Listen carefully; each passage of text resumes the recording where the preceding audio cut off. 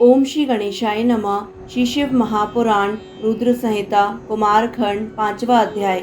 इस अध्याय में हम जानेंगे पार्वती के द्वारा प्रेषित रथ पर आरूढ़ हो कार्तिकेय का कैलाश गमन, कैलाश पर महान उत्सव होना, कार्तिकेय का महाअभिषेक तथा देवताओं द्वारा विविध अस्त्र शस्त्र तथा रत्न आभूषण प्रदान करना, कार्तिकेय का ब्रह्मांड का अधिपतित्व प्राप्त करना। ब्रह्मा जी बोले, उसी समय विश्वकर्मा द्वारा विरचित अत्यंत अद्भुत तथा शाश्वत शोभा से समन्वित एक रथ दिखाई पड़ा। उस रथ में 100 पहिए थे। वह बड़ा विस्तीर्ण और सुंदर था। उसकी गति मन के समान वेग वाली थी। वह श्रेष्ठ रथ शिव जी के पार्षदों से घिरा हुआ था। पार्वती जी ने उसे भेजा था। परम ज्ञानी अनंत तथा शिव जी के तेज से उत्पन्न कार्तिकेय दुखी मन से उस रथ पर सवार हो गए। उसी समय बिखरे केशों वाली कृतिकाओं ने शोक से व्याकुल हो कार्तिकेय के पास जाकर शोकोन्माद से कहना प्रारंभ किया। कृतिकाएं बोली, हे कृपा सिंधु, आप हम सबको छोड़कर इस प्रकार निर्दयी होकर जा रहे हैं। पुत्र का धर्म यह नहीं है कि जिन माताओं ने पालन पोषण किया उनका परित्याग कर वह चला जाए। हम लोगों ने बड़े स्नेह से तुम्हें बड़ा बनाया। तुम हमारे धर्म पुत्र हो। अब तुम ही बताओ कि हम क्या करें, कैसे रहें और कहाँ जाएं। इस प्रकार कहकर वे सभी कृतिकाएं कार्तिकेय को अपने वक्ष से लगाकर पुत्र की वियोगजन्य व्यथा से मूर्छित हो गईं। तब कुमार ने आध्यात्मिक वचनों से उन्हें समझाया। हे मुने, फिर वे उनके तथा पार्षदों के साथ रथ पर आरूढ़ हो गए। अत्यधिक सुखदायी मंगलों को देख तथा सुनकर कुमार कार्तिकेय पार्षदों के साथ अपने पिता के घर गए। अपने दाहिनी ओर नंदिकेश्वर से युक्त कुमार कार्तिकेय मन के समान वेग वाले रथ से कैलाश पर्वत पर अक्षय वट वृक्ष के समीप पहुँचे। विविध लीला विशारद शंकर पुत्र कुमार कार्तिकेय उन कृतिकाओं तथा पार्षदों के साथ प्रसन्नता पूर्वक वहीं रुके। उसके बाद सभी देवता, ऋषिगण, सिद्ध चारणों ने ब्रह्मा तथा विष्णु के साथ शिव जी से कार्तिकेय के आने का समाचार कहा। उस समय शिव जी गंगा पुत्र कार्तिकेय को आया हुआ देखकर विष्णु, ब्रह्मा, अन्य देवताओं तथा सुर ऋषियों के साथ प्रसन्नता पूर्वक उनके पास गए। उस समय शंख, भेरी आदि अनेक बाजे बजने लगे और आनंदित हुए देवताओं के यहाँ महान उत्सव होने लगा। उस समय वीरभद्र आदि सभी शिवगण अनेक ताल पर गाना गाते तथा क्रीड़ा करते हुए शिव जी के पीछे पीछे चले। स्तुति पाठक स्तुति पूर्वक गुण कीर्तन करने लगे और प्रसन्न मन होकर जय जयकार तथा नमस्कार करने लगे और सरपत वन में उत्पन्न हुए उस शिव जी के पुत्र को देखने के लिए चले। पार्वती ने राजमार्ग को अनेक मांगलिक द्रव्यों से अत्यंत मनोहर बना दिया और पद्म राग आदि मणियों से पुर को चारों ओर से अलंकृत किया। वे पति पुत्र वाली सुहागिन स्त्रियों के साथ तथा लक्ष्मी आदि 30 देवियों को आगे कर कार्तिकेय को लेने चल पड़ी। शिव जी की आज्ञा से रंभा आदि दिव्य अप्सराएं सुंदर वेशभूषा से सुसज्जित होकर मंद मंद हास्यपूर्वक नृत्य एवं गान करने लगीं। जिन लोगों ने भगवान शंकर के साथ गंगा पुत्र कार्तिकेय को देखा, उन लोगों को लगा कि सारे जगत में एक बहुत बड़ा तेज व्याप्त हो रहा है। उस तेज से आवृत प्रतप्त स्वर्ण के समान दैदीप्यमान तथा सूर्य के समान तेजस्वी उस बालक कार्तिकेय की सबने वंदना की। उस बालक के सामने सभी लोग नमः शब्द का उच्चारण करते हुए अपना सिर झुकाकर हर्षोल्लास से भर गए और बाईं तथा दाहिनी ओर उन्हें घेर कर स्थित हो गए। हे नारद, मैंने विष्णु एवं इंद्र आदि सभी देवताओं ने कुमार को चारों ओर से घेर कर दंडवत प्रणाम किया।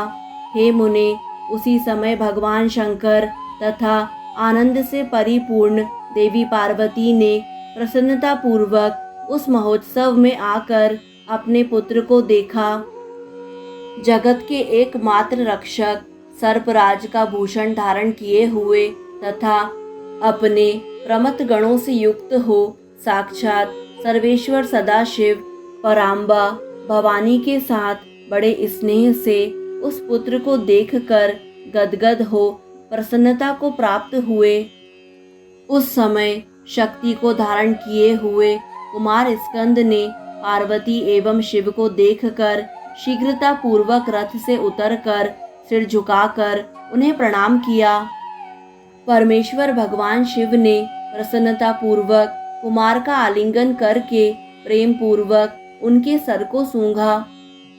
पार्वती जी ने भी आश्चर्य में पड़कर उस पुत्र को गले लगाया तथा स्नेह आधिक्य के कारण बहते हुए स्तन का दूध उसे पिलाने लगी। प्रसन्न हो देवताओं ने अपनी स्त्रियों के साथ कुमार की आरती उतारी।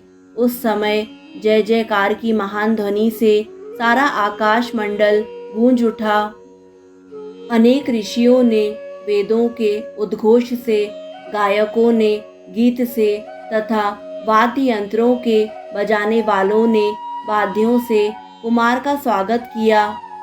कांति से दैदीप्यमान अपने उस पुत्र को गोद में धारण कर पुत्रवानों में श्रेष्ठ भवानीपति शंकर साक्षात शोभा से संपन्न हुए। इस प्रकार महान उत्साह संपन्न देवताओं तथा अपने गणों के साथ परम आनंदित कुमार कार्तिकेय भगवान शिव की आज्ञा से शिव जी के भवन में पधारे। उस समय श्रेष्ठ देवताओं एवं ऋषियों से वंदित तथा उनसे घिरे हुए वे दोनों शिवाशिव एक साथ में परम शोभित हुए। इधर कुमार भी प्रेम से शिव जी की गोद में बैठकर खेलने लगे और उन्होंने उनके कंठ में लिपटे हुए वासुकी नाग को अपने दोनों हाथों से दबाकर पकड़ लिया।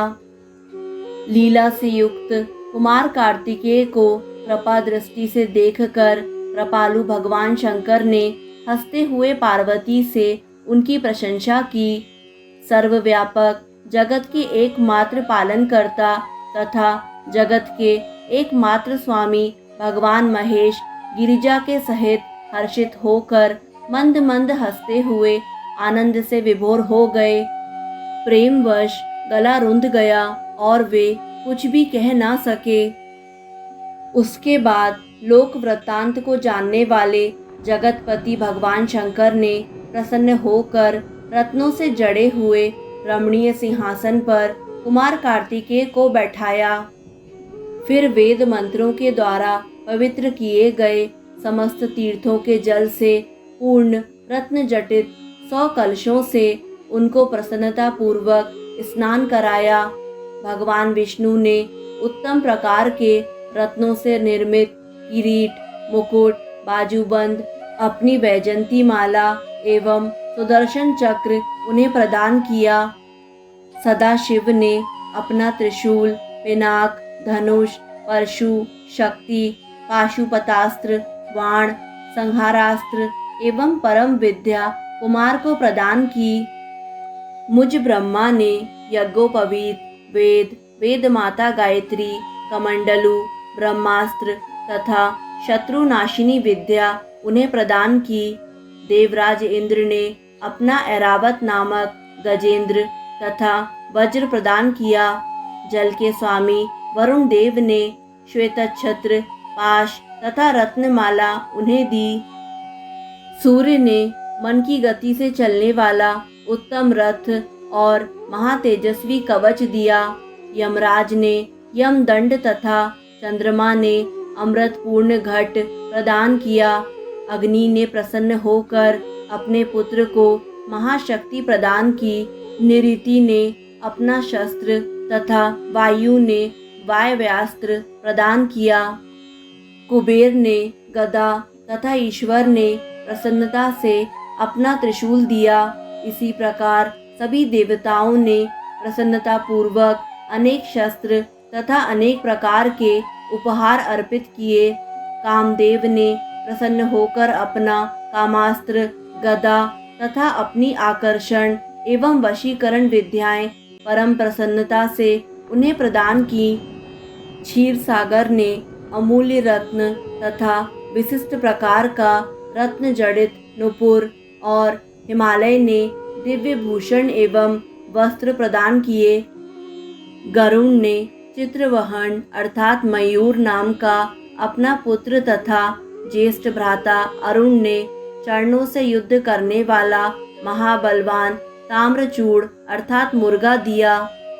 मंद मुस्कान वाली पार्वती ने अत्यंत प्रसन्नता के साथ अपने पुत्र को परम ऐश्वर्य एवं चिरंजीवी होने का वर प्रदान किया।